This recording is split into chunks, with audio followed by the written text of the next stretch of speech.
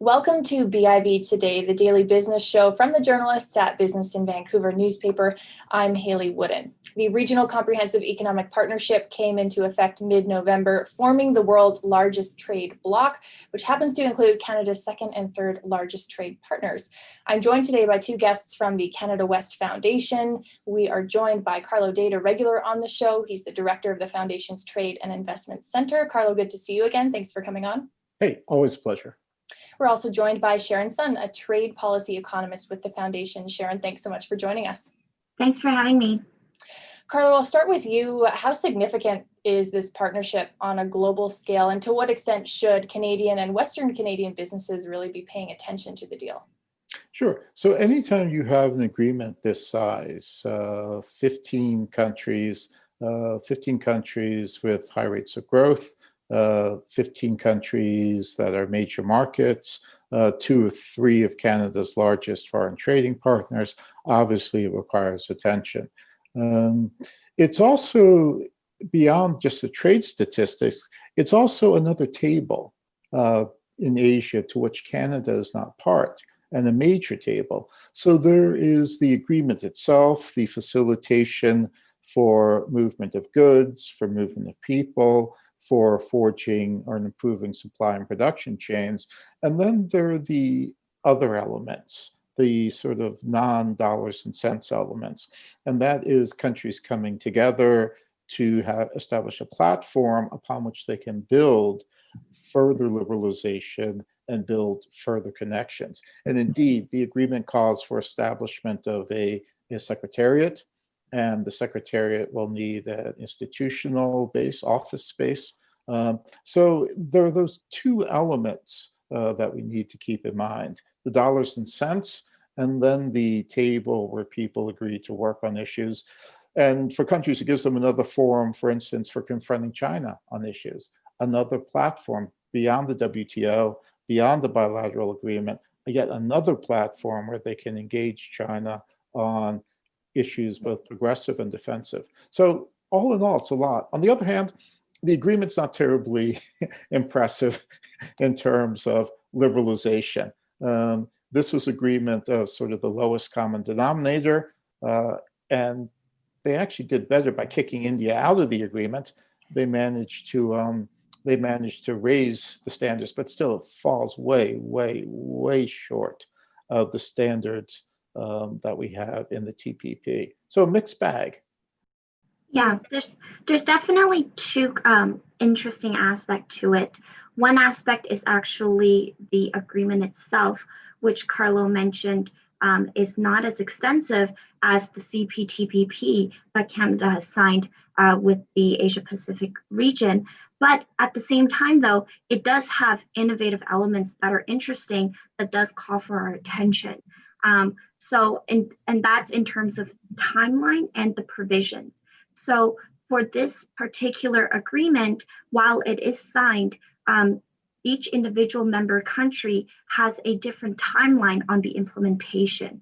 And there's actually an annex outlining the different timelines for date of entry for each individual member. And so that's interesting. So for example, Cambodia has an extension of 5 years to implement provisions like the application of digital technology at customs, right? So I think that has implications for Canada in terms of negotiating any future agreements with developing countries, in the sense of this flexibility that you don't often see in traditional trade agreements. So these are the two interesting aspects on actually the content of the agreement. And then the other aspect that is important for Canada is, as Carlo mentioned, what does it mean?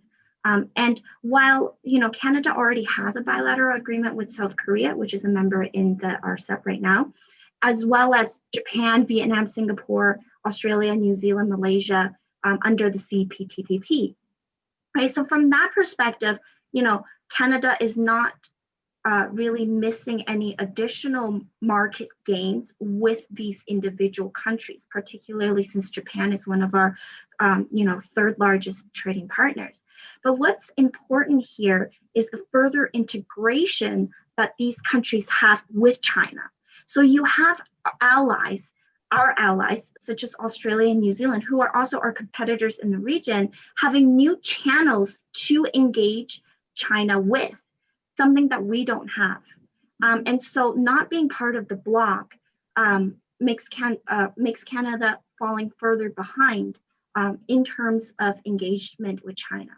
Another note is this regional trade bloc is one of the it's one of the largest and one of the first times for China to sign on to such an important regional trade bloc. The last one was 2005 with ASEAN, which is a smaller bloc, right? Smaller regional bloc. And the one before that is 2002, which is as part of China's accession to the WTO. So since China's accession to the WTO, this is one of the more important regional trade pacts for China. And so that has implications for Canada as well. Mm-hmm. And of course, relations between China and Canada kind of at an all-time low right now. Carlos, so what does this integration happening in the Asia Pacific with China and without Canada kind of mean for our future trading relationship with China? That's a great question. It highlights a really important issue that I think is being missed in the current discussions in the media and policy circles in Canada. And that is, as Sharon mentioned, our allies who are also our competitors for Asian markets, and specifically for the Chinese market, are managing to engage China on political issues, are managing to deal with the tensions with China, are managing to deal with attacks, political attacks by China. And at the same time, they continue to manage, not just manage the trade relationship, but grow the trade relationship. So despite the problems that Australia's had, you've not seen them throw up their hands and say, forget it, we're going to punish you by walking away from our trade agreement with you. No, they were actually working on renovating it. And even more, they've just signed a new agreement where China is the largest partner. So for Canada, I think this should be a real wake-up call. Yes, we collaborate with our allies on security and other issues, but where we compete with our allies for the Chinese market, we're not competing. Our allies are continuing to engage. The Americans, after telling us in the NAFTA negotiations to not even think about negotiating with China, turned around 2 months later and said, oh, by the way, we just signed a trade agreement with China that basically runs over Canadian agriculture with a tractor. So we haven't managed to do what our allies who are our competitors are doing. And this should be a real object lesson to Canadians on the need to wake up and realize that we're only playing half the game that our allies are playing. Yeah, definitely. And if we were to look at the regional level, Canada and ASEAN only recently started exploratory discussions on having an FTA. And so if you look at RCEP, all of the members within RCEP already has a agreement with ASEAN. That was the kind of the initiators when RCEP began discussion. So we are only at the exploratory discussion stage, which means how far we are still in joining or even consider joining a trade bloc or a regional bloc like RCEP. So being late to the table makes it more difficult to compete with the allies, as Carlo mentioned, in the Asia Pacific region, but also in terms of meeting our diversification mandate and interest to diversify. And finally, we are also missing opportunities and sectoral complementaries with our allies in the region. So in our blog, we kind of just took a preliminary look at what are some of the exports or largest exports that Canada makes with all of the countries within that bloc. And there are certain things like electrical machinery and equipment where we export a large amount, but relatively less compared to Australia and New Zealand. So these are things that we can learn from them if we are to work together with them in that bloc. And so from that perspective, the importance of TPP for Canada has now amplified in terms of taking advantage of working with our allies in that region for market access. Mm-hmm. I know there's been talk, Sharon, about the potential expansion of the CPTPP to include other countries. At one point, there was talk about China down the road joining that agreement. Do you think that could still happen? Is that path still open, or is RCEP maybe pulling focus away, and that's going to be a deal of the future that maybe China and some other trading partners focus more on? I think new members to the CPTPP is definitely still open. We've seen that Canada has already done studies on what this means if new members join. And in recent news, I think China has also expressed some interest in the CPTPP again. So we'll definitely see both trade blocs growing simultaneously and kind of working in parallel simultaneously, just like many other trade agreements that are already in place in the region. So we do definitely see kind of a spaghetti bowl effect, but the TPP should definitely be expanding. And Carlo, when it comes to policy in Canada toward trade, where do you think we go from here? Is there a path to us joining RCEP? Is it really investing more time and resources and focus on what we have in the CPTPP? What do you foresee? Yeah, so there certainly is a path. If you look at the text of the RCEP, the RCEP agreement, the ascension provisions are easier than what we have in the TPP, I would argue. So there certainly is a path to approach the Secretariat once it's set up and once they begin accepting members. But the point with Canada that's been made repeatedly by analysts like us, and that's been taken by the government itself, is that we need to get more out of the agreements we have. There's been a history of underperformance. The judgment of that can be called into question. Whether or not we've really underperformed, the private sector may beg to differ. But the analysis, the larger analysis, is that we have underperformed. So we really need to promote or provide more resources into getting what we have. We're not using the CETA agreement the way that the modeling showed it could be. And certainly with the TPP, we certainly are underperforming. We've underperformed in NAFTA.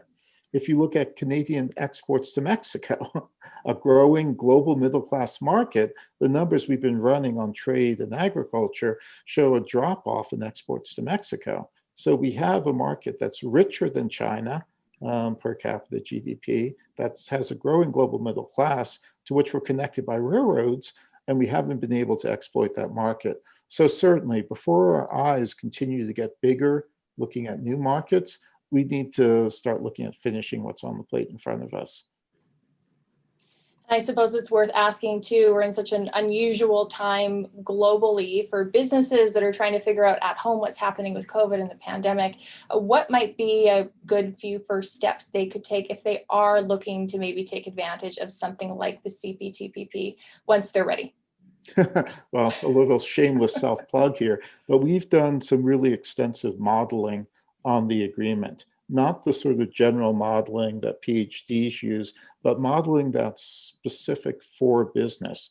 So we've modeled the opportunities in Japan at the product level. So not office furniture, but chairs, swivel back, that sort of level. So that information is available to help firms understand opportunities in the Japanese market.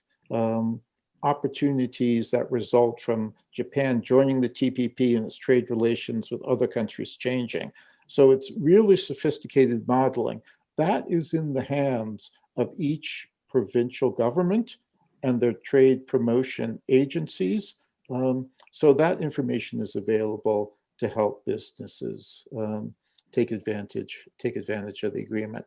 So really, Canada has almost a problem in that we have too many export support services for business. You have Export Development Canada, Business Development Canada, the provincial government, you have Foreign Affairs, you have the trade commissioners. The list can get up to a dozen agencies in some provinces. So in terms of helping businesses, there's a real need for government at all levels to come together, rationalize the provision of services, and make it easy, idiot-proof for a business to be able to find the service it needs. For example, if you're exporting processed food here in Alberta, you would be shocked to discover that you should not be going to the Export and Trade Ministry, but you should be going to Agriculture and Forestry.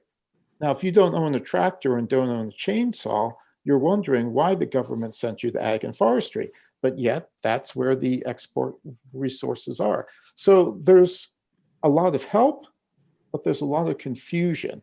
And we've been very strenuous in our calls for governments at all levels to end the confusion.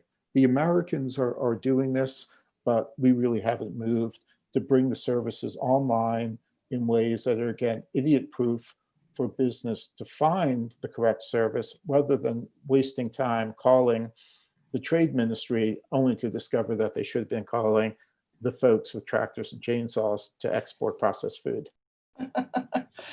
Not complicated or confusing whatsoever. Sharon, a final question. We have had 4 years where U.S. president has, to a large extent, championed tariffs and trade protectionism. We've seen other examples of nationalism and protectionism around the world.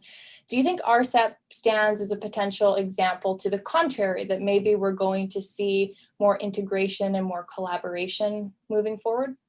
I think that's definitely one of the key objectives for RCEP, especially for China, for example. RCEP is definitely proposes a new level of, or at least the aim is to propose a new level of stability in the area, both geopolitically and economically. And the RCEP definitely, the aim is to enhance the regional supply chain integration. So in the Chinese perspective, it's quite consistent with its regional strategy, such as the Belt and Road Initiative.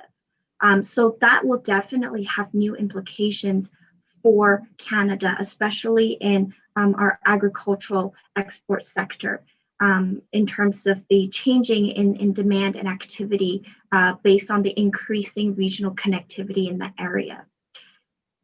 So Hayley, one quick last point, if I could, important for Canada in this agreement. We mentioned that it's a low level of ambition in the agreement, yet even to get an agreement of low level of ambition, it only came about because the other countries kicked India out of the agreement. So for Canadians that are thinking about the Indian market, there's talk in this country that we should prioritize trade negotiations with India. This is something that needs to be noticed. The agreement led with China, Indonesia, other countries of low ambition, only got across the finish line because they kicked India out. So that should really be a wake-up call to us and our ambitions for negotiating with India. It's a good takeaway. Carlo, Sharon, thank you both so much for joining the show with your insights. Really appreciate it. Always a pleasure. That's Carlo Dade, Director of the Foundation's Trade and Investment Center. Sharon Sun is a trade policy economist at the Canada West Foundation as well. I'm Hayley Woodin. Thanks so much for listening and watching to our show. BIV Today will be back with a new episode tomorrow.